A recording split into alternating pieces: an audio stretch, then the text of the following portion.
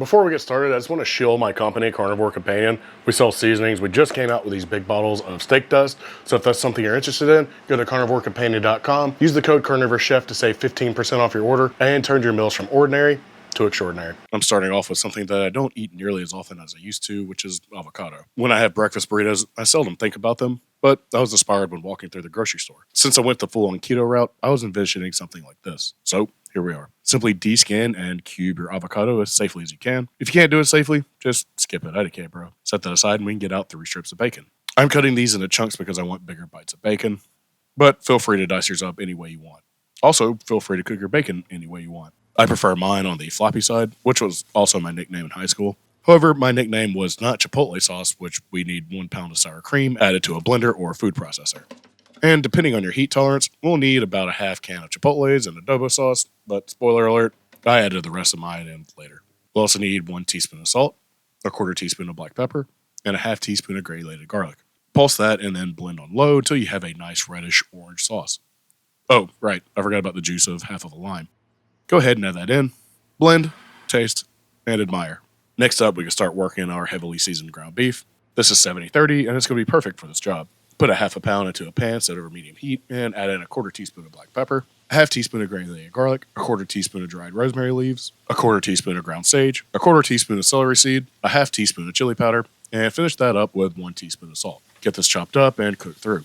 I did soak up most of the grease with a paper towel, but feel free to keep it if it's something that you like. The final prep item is the eggs. Place a stick of unsalted butter into your pan and let it dance around until about a 1/2 tablespoon of it has melted in. Crack in 3 eggs and season with a pinch of salt. Scramble your eggs until they're about 60% done. Once there, shred in a 1/2 ounce of sharp cheddar cheese, and follow that up with about a 1/4 ounce of fresh Parmesan. Get this mixed in until the cheese has fully incorporated and the eggs are cooked. It's finally time to assemble, and the real star of the show today are these carb-balanced burrito-sized tortillas from Mission.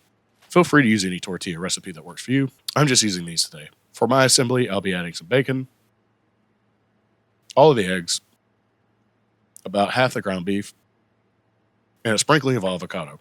Don't forget to season the avocado too.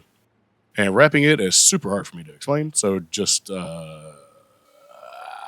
do this if that makes any sense. You can stop here, but I'm going to do one last step and toast all sides of the burrito, starting seam side first. It should be pretty tasty looking and golden brown at this point.